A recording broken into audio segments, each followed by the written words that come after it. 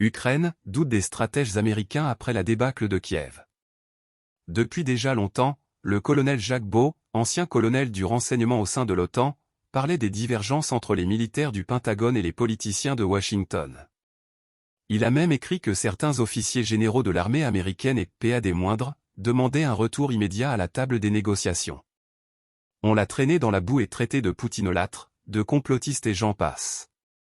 Aujourd'hui, ces divergences ne sont un secret pour personne. Désormais, les dissensions entre militaires et civils apparaissent au grand jour dans la presse américaine, après l'échec de la contre-offensive ukrainienne, lancée le mois de juin dernier, vers les territoires du sud du pays. En dépit de toutes les armes et les milliards de dollars envoyés par les États-Unis et l'Union européenne, les Russes occupent presque 18% du territoire ukrainien. Ce qui, selon le Washington Post, commence à faire douter l'allié américain quant à l'issue de la guerre. Selon le même journal, s'appuyant sur des sources confidentielles, il est peu probable que les forces ukrainiennes récupèrent les territoires, déjà entre les mains de l'armée russe. Les forces de l'armée ukrainienne se heurtent à la robustesse des lignes défensives russes.